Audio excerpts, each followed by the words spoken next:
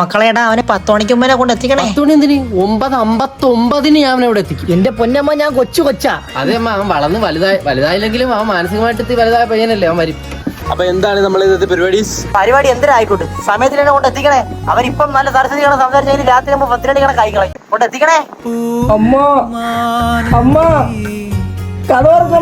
ഇന്ന് ഞാൻ വരുന്നൊന്നുമില്ല, ഇന്നലെ വെളുപ്പിനാണ് കഥ തുറന്നത്. എടാ നീ എന്തിനാ ഞാൻ മനഃപൂർവ്വം ചെയ്ത് നടക്കാം? അതൊക്കെ ഒരു സാഹചര്യത്തിന്റെ സമ്മർദ്ദം അല്ലേടാ കൂട്ടുകാരാ. അത് അങ്ങനെ എന്തൊരു സാഹചര്യം ഇന്ന് എന്നെ കൊണ്ട് പറ്റത്തില്ല.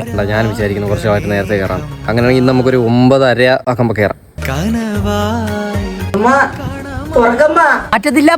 പറ്റത്തില്ല. ശബരി കറക്റ്റ് 9:30 ആകുമ്പോ പടം തീരൂടാ. ഇനിയിപ്പോ രാത്രി 10:30 തീരുന്ന് പറഞ്ഞാൽ ഞാൻ ഇല്ല. മനഃപൂർവ്വം അല്ലല്ലോ, ഇതൊക്കെ സാഹചര്യത്തിന്റെ സമ്മർദ്ദം മൂലമല്ലേ. അല്ല, എന്താണ് ഈ സാഹചര്യം? ചായ കുടിക്കണം, സിനിമ കാണണം, പിന്നെ രാത്രി കറങ്ങി കിടക്കണം, നക്ഷത്രം കാണണം. എന്തൊക്കെ സാഹചര്യമാണ് കൂട്ടുകാരാ. എന്റെ പൊന്നളി, നീ എന്തൊക്കെ സാഹചര്യം പറഞ്ഞാലും ഇന്ന് രാത്രി എന്നെ കിട്ടത്തില്ല. ഇന്ന് നീ 9:30 നിന്നെ കൊണ്ട് കയറ്റില്ലെങ്കിൽ എന്റെ മൂത്താപ്പ സൽക്കർമ്മിയായ ആ മനുഷ്യൻ ചത്തു തൊലഞ്ഞു പണ്ടാരണയും പോട്ട്.